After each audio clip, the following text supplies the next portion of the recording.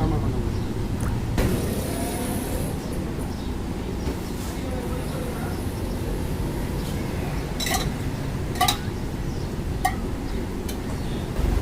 dosa order சொல்லிக்கிட்டு வெங்காயத்தை எடுத்தாந்து